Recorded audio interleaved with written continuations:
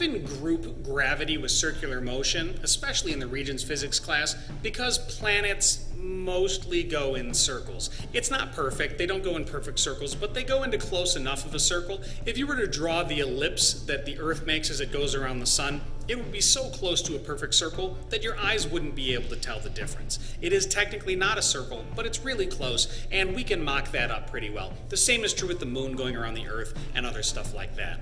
So Newton discovered that the same force that causes an apple to fall from a tree is the force that causes the moon to go around the Earth. He asked the question, does the moon also fall? And the answer to that question is yes. You know that already. We've talked about satellite motion, and the moon is a satellite. Well, the moon falling around the Earth and an apple falling toward the Earth have a commonality, and Newton called this the Law of Universal Gravitation, and we call it Newton's Law of Universal Gravitation. And it looks like this.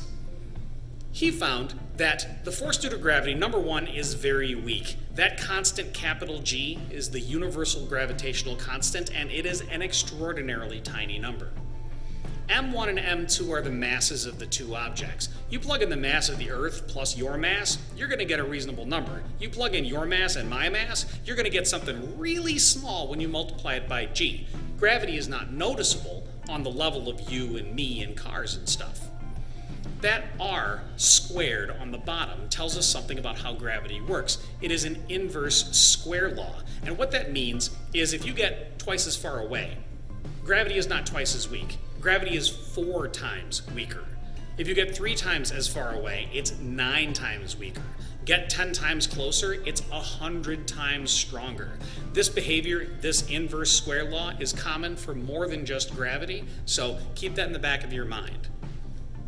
I'm sure you've heard of the gravitational field of the Earth. Fields were a concept that physicists came up with because we're used to being able to pick up and manipulate things, and that's fine. If I grab my coffee and move it, no one's going to be like, holy cow, how did that happen?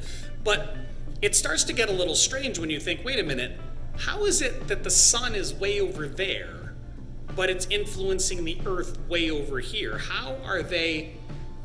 What is going on here? And so the idea of a field is that the sun is not touching the Earth, but what the sun is doing is that it's changing the space around itself. A field is the changed space around an object, and specifically a gravitational field is the changed space around an object with mass. So the sun changes the space around it, and then the Earth interacts with that changed space. The Earth changes the space around it, and we interact with that. And so if you calculate what's called the gravitational field strength, that is the number of newtons per kilogram that, say, the Earth would put on an object. And it turns out that for the Earth, the gravitational field strength is exactly 9.81 newtons per kilogram. No coincidence that that's the same magnitude as 9.81 meters per second squared, the acceleration due to gravity. And in fact, this equation here for the gravitational field strength is the acceleration due to gravity.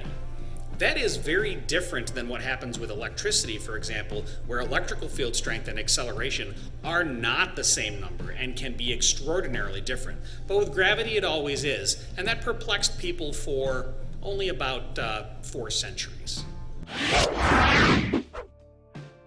You pretty much can't teach gravity without being asked a question like this. What if we were to drill a hole through the Earth and jump in? What would happen? Ignoring the extremely high pressure and heat and all that. If we could drill a hole all the way through the Earth and keep it air conditioned and stable and all that stuff and jump in or climb a ladder down, what would we experience?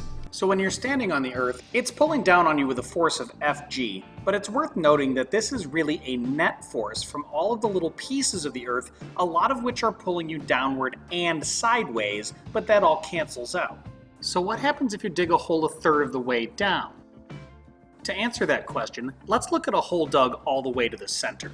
For every bit of mass pulling you one way, you have a bit of mass pulling you another way, and all of those little pieces exactly cancel out. The force due to gravity on you at the very center of the Earth is 0 newtons. If you're halfway down, Everything above the radius where you're standing doesn't count. It all cancels each other out, as if you're standing on a mini planet, only accounting for the mass beneath your feet. So if we drill a hole all the way through and jump in, the force we experience will get lower and lower until we hit the center of the planet where it will be zero, and then it will get stronger and stronger and slow us down until we pop out the other side. We'll then fall again and yo-yo back and forth, ignoring air resistance, forever. Note that at the center of the Earth, the net force is zero, so you have zero acceleration, but that is the turnaround point where you start slowing down, so that is the spot of maximum velocity.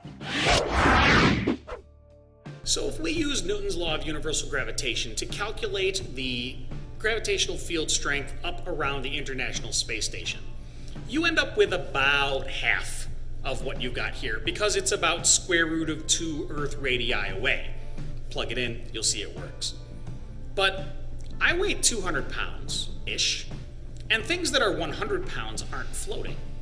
But things that weigh 2 pounds aren't floating. Things that only weigh 1% of my weight aren't floating.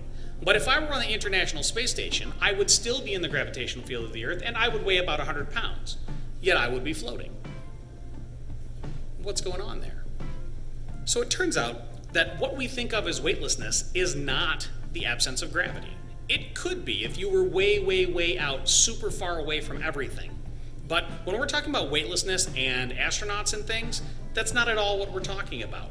Weightlessness is actually the absence of a support force.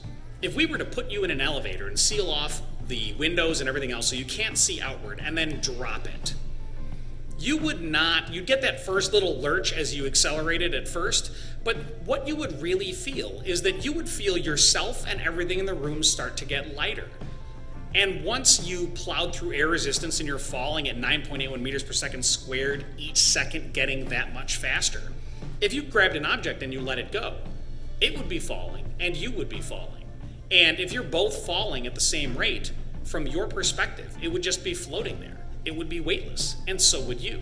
All these things floating around in the International Space Station is because the International Space Station and everything and everyone in it is falling around the Earth. Weightlessness is not a lack of gravity. Weightlessness is free fall, with everything around you also in free fall. As a side note that we're not going to get into too much here, Einstein said, well, if we go out in space and we do the opposite, we take, say, an elevator and we attach a rocket to the bottom of it, and then we accelerate that rocket upward at 9.81 meters per second squared, then everybody on the inside would stand on the floor would be accelerating them upward at 9.81. If they threw a ball in the air, they would accelerate upward at 9.81 meters per second squared toward it, which means from their perspective, it would accelerate 9.81 meters per second squared down toward them. They wouldn't be able to tell the difference between being in this accelerated elevator and being in gravity. And where most people would say, okay, that's kind of neat, Einstein said, wait a minute, science is all about what you can test and what experiment tells you. And if every experiment you can do tells you that there's gravity, then in that accelerated reference frame, there is gravity.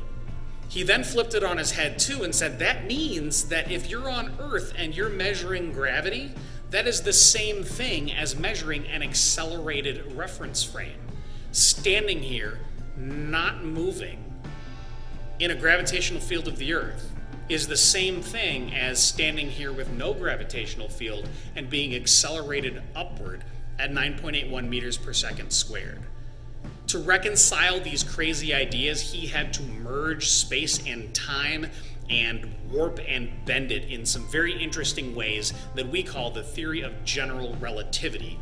And it's awesome and it's super cool and it's not part of this class. So we'll probably talk about it at some point in the spring just because it's a really interesting topic. But for now, we're going to pretend I never said any of that and move on.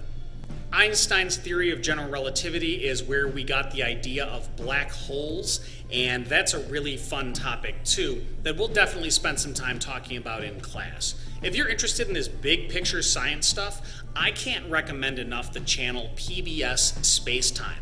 They talk about relativity and black holes and quasars and neutron stars and quantum mechanics and all sorts of other really cool stuff in a pretty fun way that will probably sometimes be over your head a bit. But it is really, really great, and they're wonderful communicators over there at PBS Spacetime. They did not pay me for this, it's just a great channel, and you should check it out.